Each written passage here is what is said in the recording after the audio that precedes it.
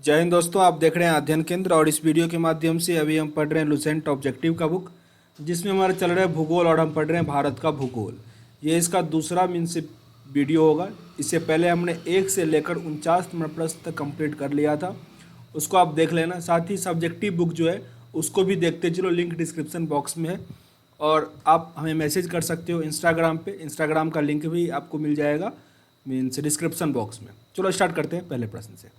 भारत का कौन सा भू आकृति प्राचीनतम है? कौन सा भू आकृति विभाग सबसे प्राचीनतम है? तो वह है आपका प्रायद्वीपीय पठार। प्रायद्वीपीय पठार सबसे प्राचीनतम है। ऑप्शन नंबर सी यहाँ सही है। ग्यारो खासी जयंतिया पहाड़ियाँ, पहले समझो, ग्यारो खासी जयंतिया जहाँ भी आए मेघालय पे टिक करना है आपको, क्योंकि ये मेघालय में ही है। तो ग्यारो खासी एवं जयंतिया पहाड़ी संरचना एवं उत्पत्ति की दृष्टि से निम्नलिखित में से किस भाग में आता है? तो ये आपका प्रायद्वीपीय पठार में ही आता है। प्रायद्वीपीय पठार जो कि सबसे प्राचीनतम है, उसी के अंतर्गत ग्यारो खासी जयंतिया आता है, मतलब ये मेघालय के आसपास का है।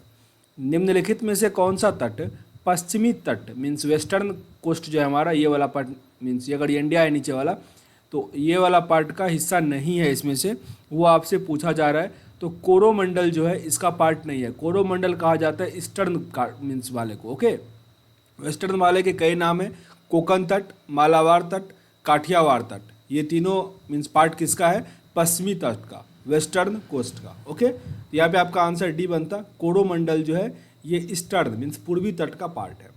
भारत का पूर्वी समुद्री तट किस नाम से जाना जाता है? ये जाना जाता है कोरोमंडल। अभी मैंने जिक्र किया था, ये क्या है? पूर्वी पार्ट है, कोरोमंडल। याद रखना, काफ़ी इंपॉर्टेंट है। कोकन तट कहाँ से कहाँ तक विस्तृत है या कहाँ से कहाँ तक फैला हुआ है? यह है गोवा से लेकर दमन तक। गोवा से लेकर दमन तक के पार्ट को हम कहते हैं कोकन तट। लक्षद्वीप समूह के द्वीपों की उत्पत्ति निम्नलिखित में से किस प्रकार से हुई है? 1 मिनट। लक्षद्वीप समूह के द्वीपों की उत्पत्ति निम्नलिखित में से किस प्रकार से हुई है?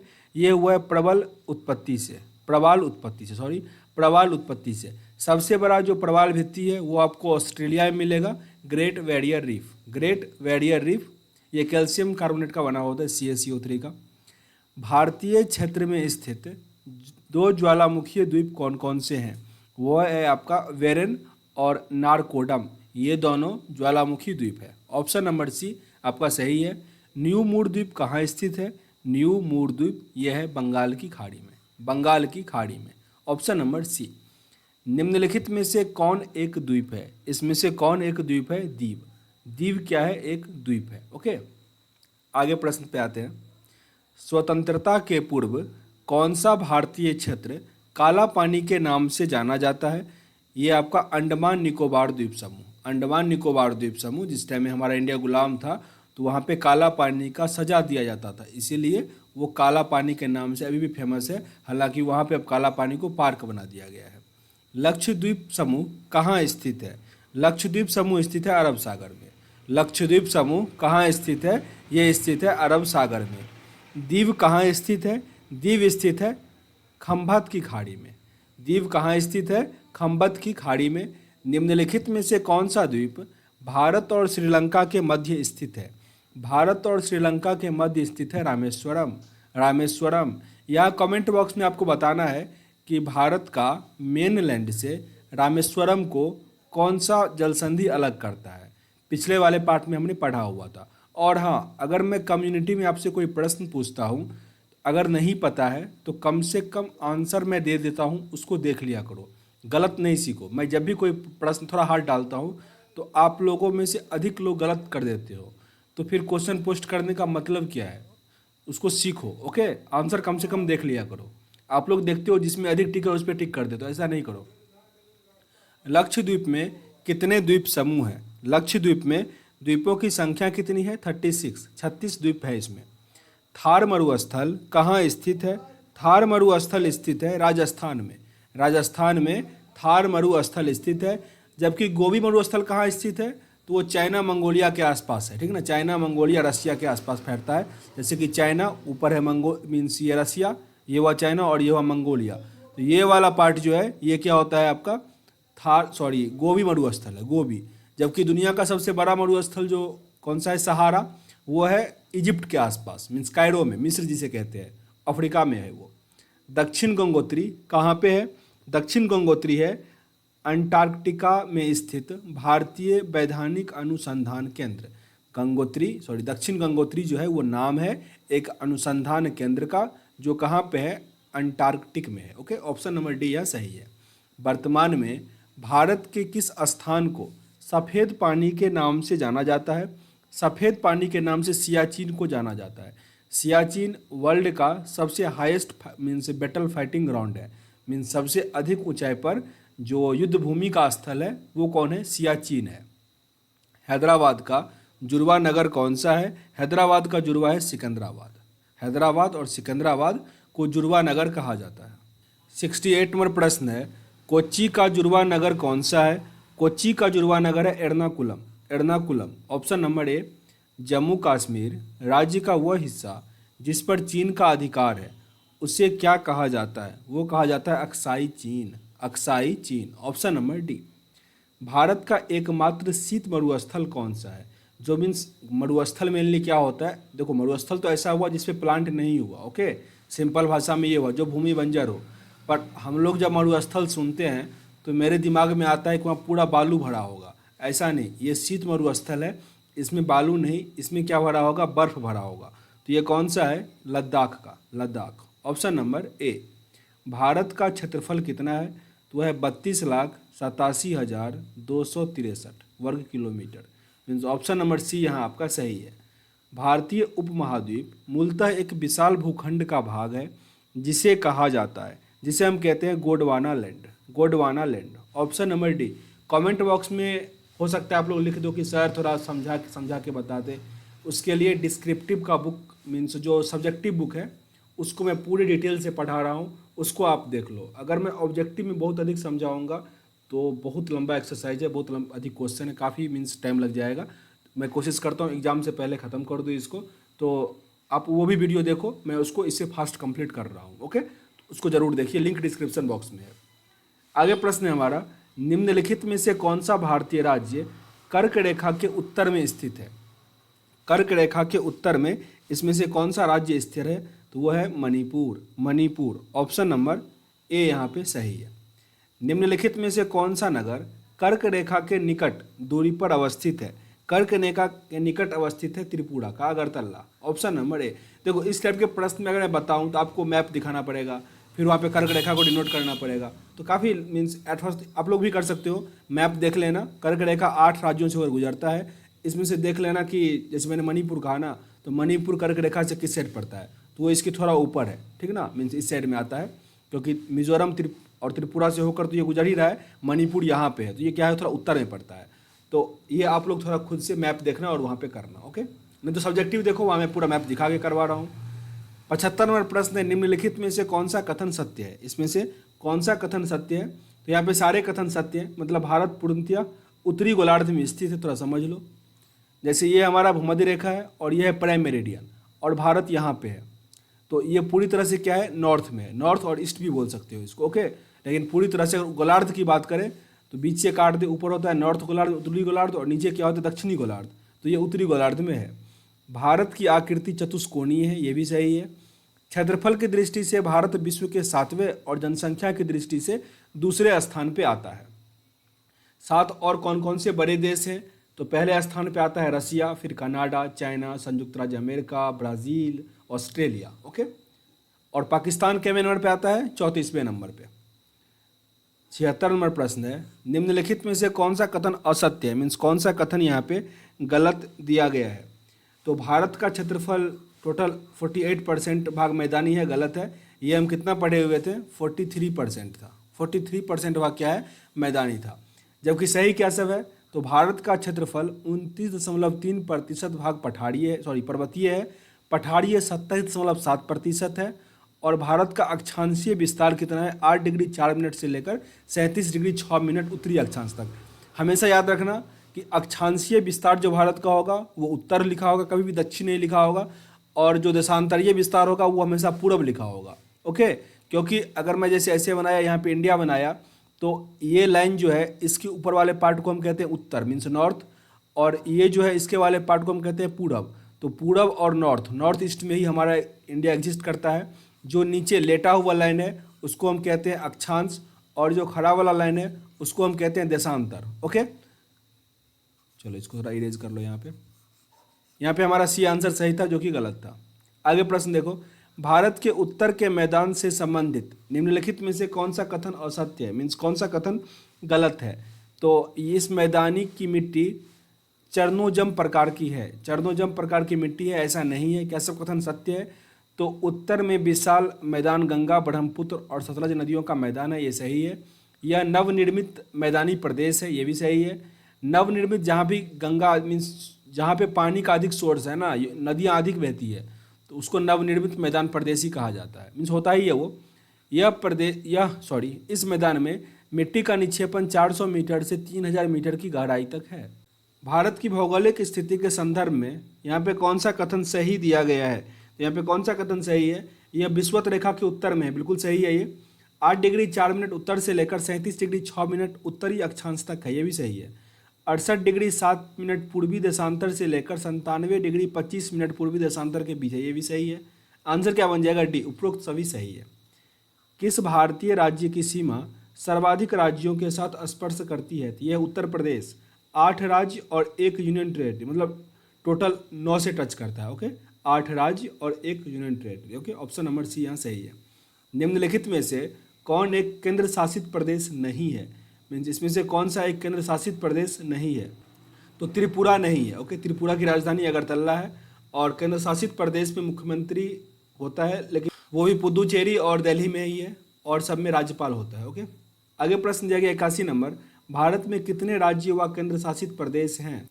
तो वर्तमान में 28 राज्य और 9 केंद्र शासित प्रदेश हैं। ओके, 28 राज्य और 9 केंद्र शासित प्रदेश हैं। न्यू मूर द्वीप किस 2 देशों के मध्य विवाद का कारण है? न्यू मूर द्वीप ये कारण है भारत और बांग्लादेश। हालांकि इसको रिजॉल्व कर लिया गया है। ओके, जब मीन्स मोदी गवर्नमेंट का नेक्स्ट टर्म आया था, टर्म 2019 में, उसी में इसको रिजॉल्व कर लिया गया। ओके, लेकिन याद रखना, कोई भी जो नया मीन्स विवाद आता है, जैसे अभी कुछ दिन पहले नेपाल के साथ एक विवाद आया हुआ था, तो ऐसा कोई विवाद आता है तो आप उसको याद रखो, एग्जाम में पूछ लिया जाता है प्रश्न। ओके, विश्व के 2.4% क्षेत्रफल में भारत विश्व की कितनी प्रतिशत जनसंख्या, मीन्स यहाँ पे प्रश्न को समझो, टोटल क्षेत्रफल का भारत 2.4% है, टोटल जनसंख्या का भारत कितना प्रतिशत है, ये आपसे पूछा जा रहा है। तो यह है 17.5%। दूसरे स्थान पे है, भारत से ऊपर चाइना पहले स्थान पे है। आगे प्रश्न है, निम्नलिखित में से कौन सा कथन असत्य है, मीन्स कौन सा कथन गलत है? तो भारत का मुख्य स्थलखंड का अक्षांशीय विस्तार 6 डिग्री 4 मिनट उत्तरी अक्षांश से लेकर 37 डिग्री 6 मिनट उत्तरी अक्षांश तक है, ये गलत है यहाँ पे। जबकि सही क्या सब है, पढ़ लो। भारत का स्थल सीमा 15,200 किलोमीटर है, ये सही है।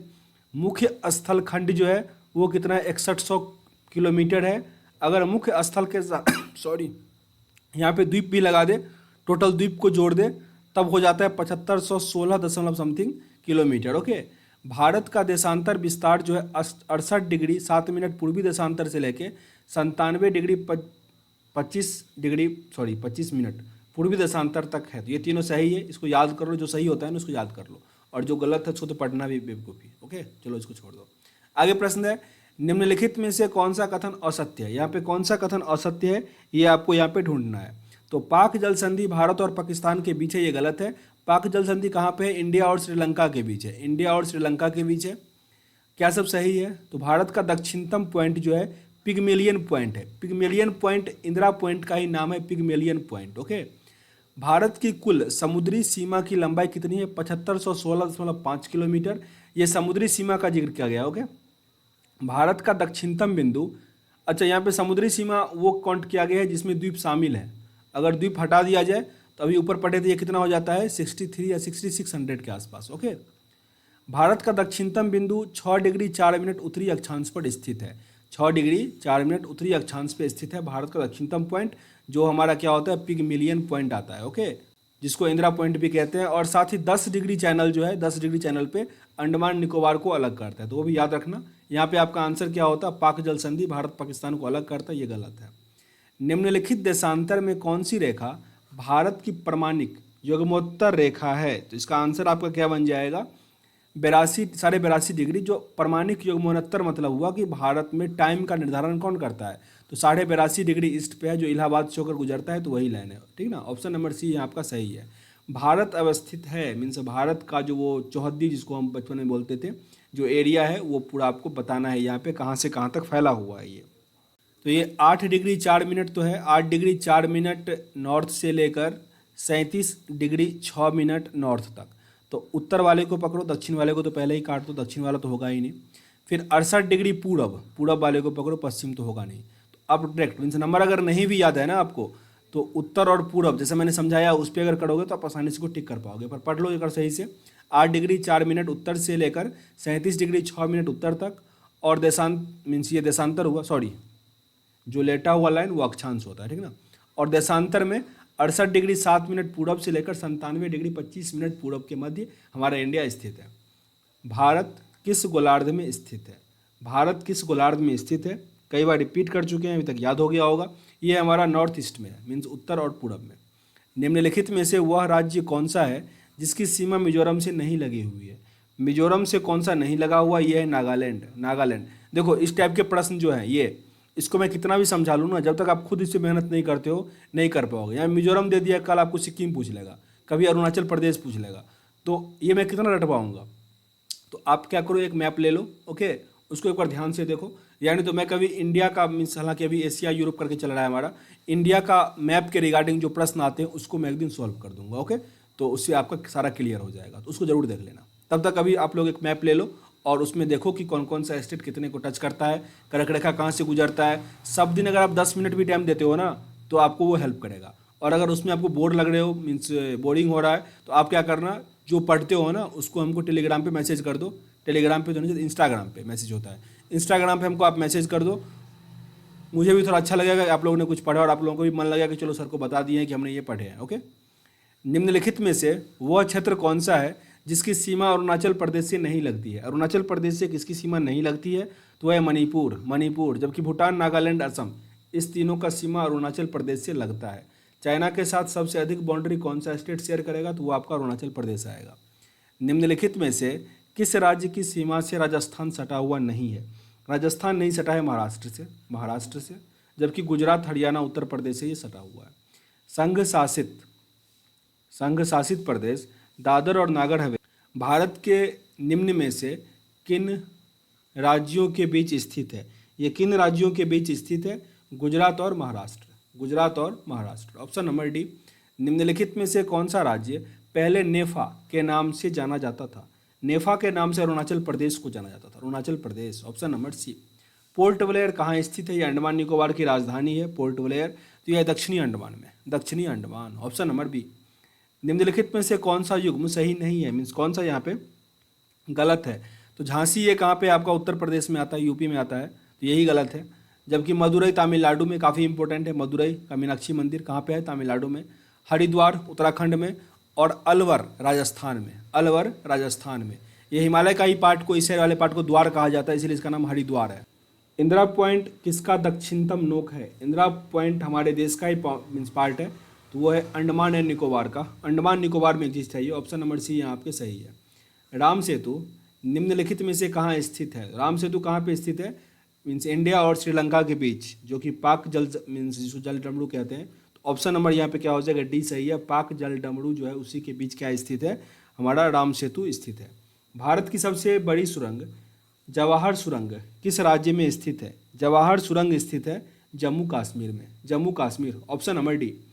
ओडिशा में एपीजे अब्दुल कलाम के नाम पर किस द्वीप का नाम रखा गया है, वो है व्हीलर द्वीप। काफ़ी इंपॉर्टेंट है और नए में कई बार पूछा गया। 2019 में जो ग्रुप डी का एग्जाम हुआ था, तो कई सारे सेट में ये प्रश्न आया है कि एपीजे अब्दुल कलाम के द्वीप का नाम क्या है, व्हीलर द्वीप। साथ ही एएलपी में भी बहुत बार पूछा, इसको याद रखो, एनटीपीसी में भी क्या पता पूछते।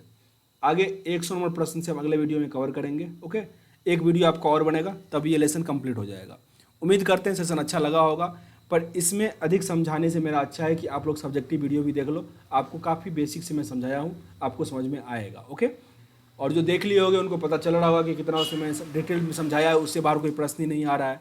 तो और यहाँ पे मैं इन करता हूँ, सेशन अगर अच्छा लग रहा हो तो लाइक और शेयर जरूर करना अपने दोस्तों के साथ। पसंद ना आ रहा हो डिसलाइक भी कर सकते हो, पर कारण जरूर बताना ताकि वीडियो को इंप्रूव कर सके। बोलते नेक्स्ट वीडियो में, तब तक के लिए जय हिंद।